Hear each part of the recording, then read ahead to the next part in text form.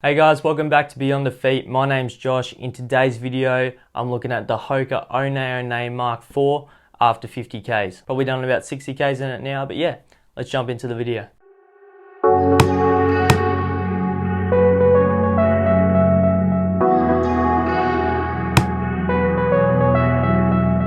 Now I want to keep this one nice and short and sweet. If you haven't done so already, check out our first run video just up here. The Mach 4 is a nice daily trainer / tempo shoe. Fits somewhere in the middle there. Coming in around 230 grams. I think in my size it's about 240, but yeah, 232 grams is what they say it is. I'll put the specs just up here. And we got a 29 to 25 mil stack height. Same as Clifton. I'll move on to that very shortly. First off, we're looking at the outsole. Initial wear, not a whole lot. Little bit of kind of scuffing here and there at your forefoot. That's probably just because I've worked in it a couple times. I haven't put a ton of Ks into this at the moment, as I said, but it's holding up very nicely and I can't complain about your outsole in 60Ks. Very grippy in the wet. Did a couple wet runs in this or early morning runs, bit of dew there, especially on the road. Pebble Dash, you're always going to struggle, but in the wet, sticks well. Moving on to the midsole, and this is the one thing I really do want to touch on. I think this Pro Fly midsole, this bright yellow bit in between the upper and kind of your outsole, is possibly, in my opinion, Hoka's softest midsole yet. It's very squishy underfoot, especially after 60Ks, so you sink into the shoe really nicely. Now, one thing I do want to mention though, it is still very snappy. So with this firmer density on your, I guess your outsole or your second bit of your midsole, it is very responsive. So I'd like to kind of compare it to the Rincon really quickly. I find that this midsole here in your Rincon is pretty much this kind of bottom layer of the Mach 4. That's the best way I can kind of explain it. So it is very snappy in comparison to the Rincon. I'd probably put it on the same level of snappiness. At the same time though, this midsole is as soft as a Clifton, if not a little bit softer in my opinion. So if you do heel strike in this shoe or midfoot strike, you sink into it really well. At the same time, with the snappiness of that midsole coupled with your rocker, you spring forward onto your next step really nicely. So in that aspect, you're like, oh, why should I have a Mach and a Clifton, or why should I have a Clifton and a Rincon? Honestly, you could probably just go with this shoe. However, it is going to work really well in a rotation with a Clifton or a Carbon X, just because the durability aspect of this shoe, I think you're going to kind of struggle to get over 700 Ks out of it. However, if you're coupling it with a Clifton, you're going to get a bit longer, I find. Personally, I'm using this for kind of 5-10K runs, not trying to go too fast in it, sitting around that 5-minute pace, sometimes pushing up to 4:30s when I'm feeling fit. But yeah, I probably drink a few too many beers at the moment to go any faster than that.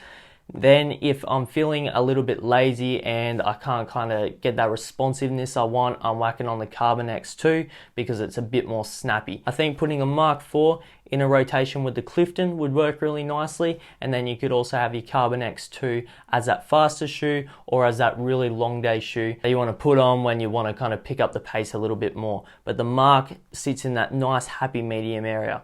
Now moving on to your upper on this shoe, I really do like the lockdown overall. Your midfoot lockdown's really nice with a semi-gusseted tongue. Your heel counter, you sit really nice and deep into it. Now in my initial run, I said there was heaps of padding around the collar.